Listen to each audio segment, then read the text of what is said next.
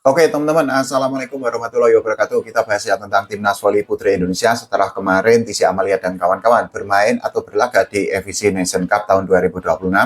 Pertanyaan selanjutnya, bagaimana nanti ketika Timnas Voli Putri Indonesia berlaga di Continental? Ini sudah ada tim-tim yang sudah qualified ya, atau sudah lolos ke Intercontinental besok yang akan diselenggarakan di Tianjin di Cina bulan Agustus nanti. Nah, Indonesia termasuk salah satu tim yang akan bertanding di Intercontinental. Ini kan mumpung ada kesempatan ya, artinya saat ini kan tidak ada Proliga, tidak ada Livoli. Nah, seharusnya mungkin memang TC itu dilanjutkan dalam jangka panjang. Syukur-syukur nanti berlanjut menjelang Intercontinental. Karena apa? Persaingan di Intercontinental itu kan tidak ringan ya. Artinya tim-tim yang besok berlaga itu tim-tim yang terbaik di Asia. Kalau kemarin di EVC kan memang tidak ada Jepang, tidak ada Cina, dan lain sebagainya.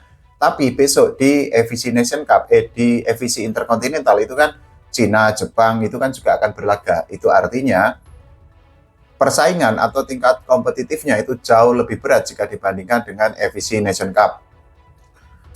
Memang besok timnas itu kan akan menjalani tryout ya. Nah, ini hal yang harus kita apresiasi ya kepada PBVSI karena menurut rencana timnas itu kan menjalani tryout di Korea Selatan bulan Juli nanti.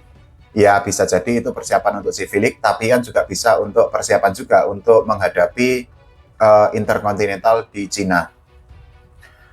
Seharusnya dengan komposisi kemarin, dengan permainan kemarin kan ada evaluasi yang sudah dilakukan oleh pelatih Timnas Voli Putri Indonesia Marco Sugiyama dan juga oleh PBVSI karena memang dalam beberapa momen atau dalam beberapa pertandingan kita kan cukup amburadul atau cukup marit, misalnya ketika menghadapi Kazakhstan, tapi di sisi lain ketika misalnya menghadapi Vietnam, justru kita memberikan kejutan dengan meraih 2 set kemenangan.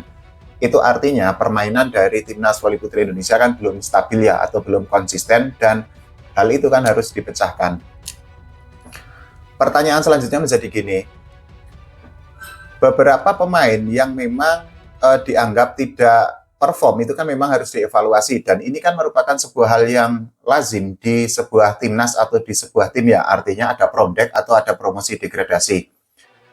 Tentu saja pelatih timnas itu kan sudah memiliki catatan mengenai siapa pemain yang gacor, siapa pemain yang bisa mengikuti game plan, siapa pemain yang bisa untuk reading the game atau membaca permainan dengan sangat baik, kemudian mengaplikasikan atau menerapkan game plan yang sudah ditentukan dan lain sebagainya.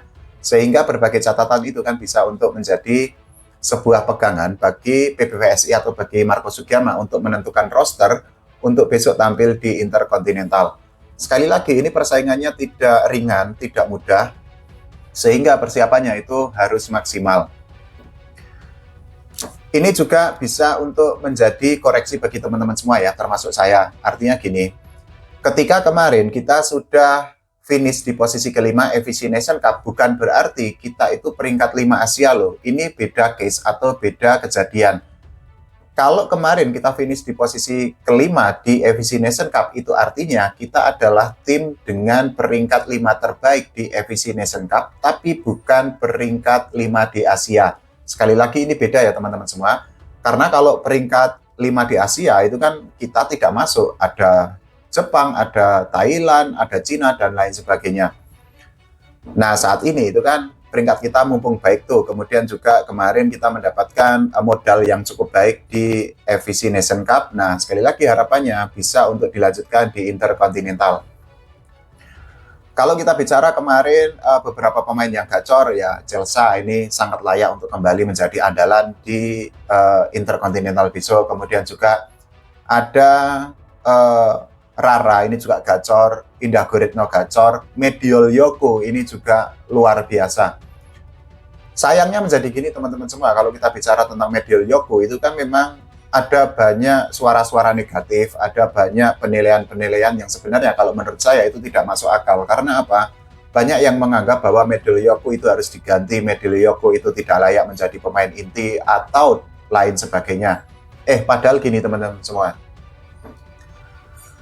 dari segi statistik, Mediol Yoko ini cukup gacor loh. Misalnya untuk best receiver, dirinya itu kan masuk ke dalam daftar best receiver terbaik di EVC Nation Cup. Nah, ini adalah statistiknya ya teman-teman semua. Semoga kelihatan, semoga kebaca, karena ini memang tulisannya cukup kecil. Dari sini, ada satu hal yang memang sangat mencolok dan kemampuan yang dimiliki oleh Medel Yobo itu kan sangat membantu untuk timnas. Kan sekali lagi pemain itu kan untuk hitter ya misalnya, kan tidak harus selalu melepaskan spike yang kencang, tidak harus selalu melepaskan spike yang meledos. Ada banyak cara yang bisa dilakukan untuk mendapatkan poin. Tip ball itu juga salah satu cara untuk mendapatkan poin, meskipun memang dianggap bahwa oh hitter kok tip ball mulu atau flashing mulu atau apapun lah. Nah, pandangan di kita itu kan masih terbatas bahwa hitter itu harus melepaskan spike dengan kencang, dengan keras, dengan meledos, dengan menghujam, dan lain sebagainya. Padahal loh gini teman-teman semua, poin yang didapatkan dari spike yang meledos, spike yang kencang, dengan poin yang didapatkan dari tip ball, flashing, dan lain sebagainya itu kan sama, tetap satu juga. Artinya, sekali lagi, seorang pemain itu kan bisa melakukan berbagai cara untuk mendapatkan poin atau untuk memberikan poin bagi tim yang dibelanya. Nah, tapi ya sekali lagi, ternyata kalau kita bicara pemain-pemain tertentu itu kan memang mendapatkan resistensi ya dari beberapa volley-mania. Padahal pemain tersebut itu menunjukkan performa yang oke.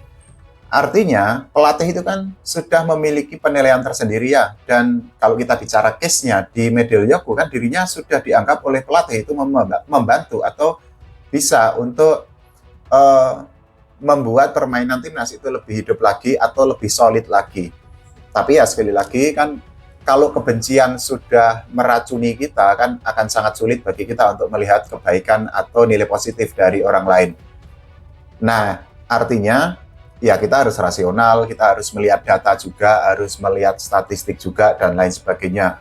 Toh kan nggak ada gunanya juga kita menganggap atau kita termakan hoax atau termakan framing negatif, misalnya menyebutkan pemain A sombong, pemain A iri, dan lain sebagainya. Nggak ada gunanya. Nggak ada buktinya juga, malah nambah-nambahin dosa. Pertanyaan selanjutnya juga gini, teman-teman semua. Bagaimana kira-kira besok peluang Mega untuk membela timnas di Cina besok? Karena Mega itu kan sudah mundur dari FIC Nation Cup ya, ada 3 alasan. Salah satunya adalah dari segi kondisi fisik, karena kita ketahui Mega itu kan saat ini sedang fokus dengan recovery untuk cedera lututnya. Peluang Mega untuk membela timnas ini juga big question mark atau tanda tanya besar ya, karena Mega itu kan sudah ditunggu oleh Hyundai State untuk tampil di Liga Voli Korea Selatan musim baru nanti. V-League itu kan akan dimulai di bulan Oktober ya, artinya turnamen di Cina diselenggarakan di Agustus, kemudian V-League di Oktober. Jedanya itu sangat sempit, sehingga ya kalau menurut saya mungkin akan sangat sulit bagi Mega untuk membela timnas di Cina besok. Mungkin ada yang menganggap atau beropini atau berpendapat bahwa Mega seharusnya masuk ke timnas besok untuk bermain di Cina, karena mereka mungkin beralasan bahwa turnamen di Cina itu bisa menjadi pemanasan, dalam tanda kutip pemanasan ya, atau warming up bagi Mega sebelum besok membela Hyundai State. Tapi menjadi gini teman-teman semua,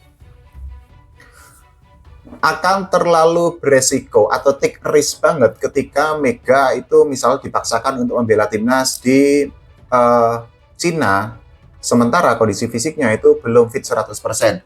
Nah, hal itu kan akan menjadi sebuah kerugian kalau amit-amit banget terjadi apa-apa pada Mega. Dan ya kalau sesuatu yang buruk menimpa Mega, yang rugi tidak hanya Mega kok, tapi kita juga volley-mania. Karena saat ini Mega itu kan masih menjadi pemain volley di posisi OP terbaik di Indonesia.